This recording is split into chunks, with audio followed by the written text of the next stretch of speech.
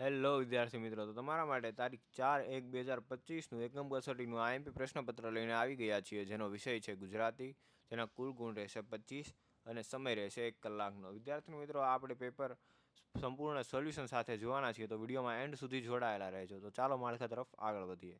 તેમાંથી પ્રશ્ન 1 છે, યોગ્ય વિકલ્પ પસંદ કરો, જેના કુલ ગુણ રહેશે 3. ત્યારબાદ પ્રશ્ન 2 છે, ખરા વિધાન સામે ખરું અને ખોટા વિધાન સામે ખોટું લખો, જેના કુલ ગુણ રહેશે 5. પ્રશ્ન 3 છે, નીચે આપેલી ખાલી જગ્યા પૂરો, જેના કુલ ગુણ રહેશે 3. પ્રશ્ન 4 છે, નીચેના પ્રશ્નોના એક વાક્યમાં ઉત્તર લખો, જેના કુલ ગુણ રહેશે 4. પ્રશ્ન 5 છે, નીચેના વાક્ય કોણ બોલે છે તે લખો, જેના કુલ ગુણ છે 4. પ્રશ્ન 6 છે, નીચેના પ્રશ્નોના 2-3 વાક્યમાં ઉત્તર લખો, જેના કુલ ગુણ છે 4. ત્યારબાદ પ્રશ્ન 7 છે, સાચી જોડણીવાળો શબ્દ શોધીને લખો, તો એના કુલ ગુણ છે 2. જો વિદ્યાર્થી મિત્રો તમારે આ સંપૂર્ણ સોલ્યુશનની પીડીએફ જોતી હોય તો આજે જ પ્લે સ્ટોરમાંથી આપણી application youth education app download કરો અને આ વિડીયોને લાઇક, શેર અને સબસ્ક્રાઇબ કરવાનું ભૂલતા નહીં. તો ચાલો સોલ્યુશન તરફ આગળ વધીએ. તો અહીં આપણો પ્રશ્ન 1 છે, યોગ્ય વિકલ્પ પસંદ કરો, જેના કુલ ગુણ છે 3. તેમાંનો પ્રશ્ન 1, બાવો શું લેવાની ના પાડે છે? અ. સાદું ભોજન, બ. ખીચડી, ક. પૈસા કે કપડાં, કે ડ. આટો. તો તેનો જવાબ છે ક. પૈસા અને કપડાં. પ્રશ્ન 2, બાવો કેમ જતો રહ્યો? અ. સાદું ભોજન મળી ગયું એટલે, બ. બા ડરી ગઈ એટલે, ક. પૈસા આપવાની ના પાડી એટલે, કે ડ. બાએ વિનંતી કરી એટલે. તો તેનો જવાબ છે બ. બા ડરી ગઈ એટલે. પ્રશ્ન 3, મમ્મીને ક્યારે નવાઈ લાગી હશે? અ. બચુડાને બાવા તરીકે જોઈને, બ. બાવાને બચુડા તરીકે જોઈને, ક.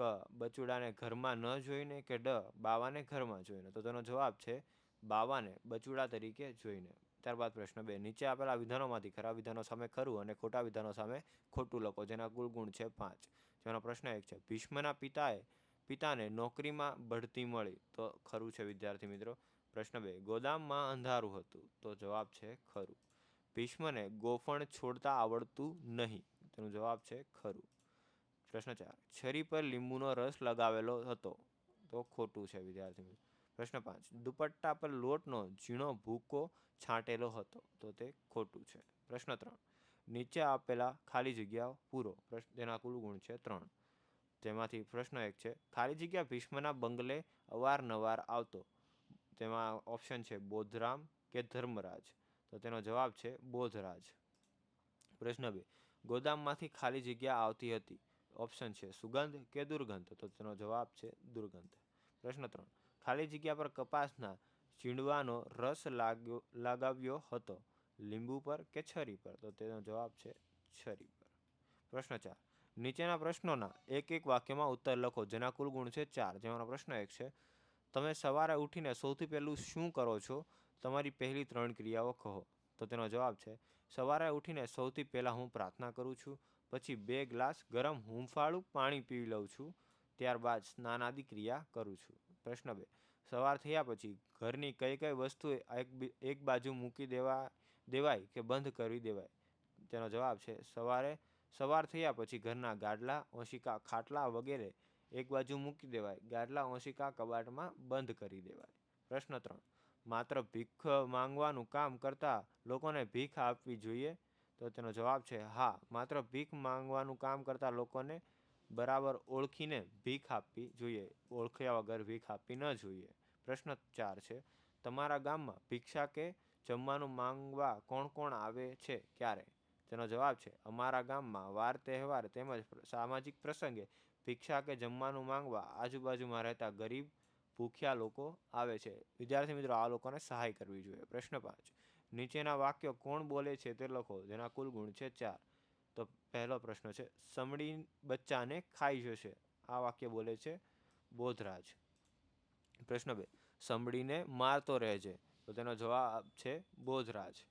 પ્રશ્ન 3, જામફળ, રબર અને ચાવી ખસ્યા તે સાચું, પણ તે જાદુ નથી. તે બોલે છે શિક્ષક.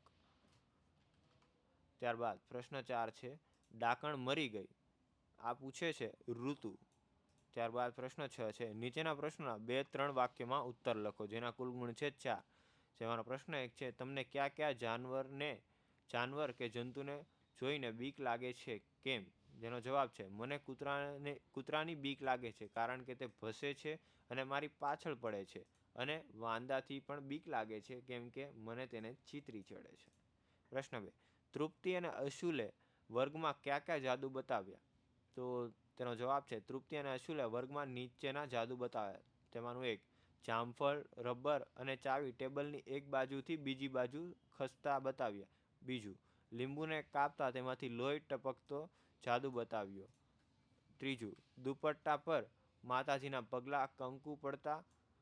કંકુ પગલા પડવાનો જાદુ બતાવ્યો. ત્યારબાદ પ્રશ્ન 7, સાચી જોડણીવાળો શબ્દ શોધી લખો. જેના કુલ ગુણ છે 2. જેમાં 2 પ્રશ્ન પૂછેલા છે. જેમાંનો પહેલો પ્રશ્ન છે વિચિત્ર, તો આ વિચિત્ર સાચું રહેશે વિદ્યાર્થી મિત્રો. અને ત્યારબાદના પ્રશ્નમાં નિરંજન અને નિરંજન, એમાં આ નિરંજન સાચું રહેશે. તો વિદ્યાર્થી મિત્રો, અહીં આપણા સોલ્યુશનનો અંત થાય છે. તો આ સોલ્યુશનની સંપૂર્ણ પીડીએફ માટે આજે જ પ્લે સ્ટોરમાંથી અમારી application youth education app download કરો. અને આવા જ નવા વિડીયો જોવા માટે અમારી ચેનલને અત્યારે જ સબસ્ક્રાઈબ કરો અને આ વિડીયોને લાઇક શેર કરવાનું ભૂલતા નહીં. થેન્ક યુ વિદ્યાર્થી મિત્રો.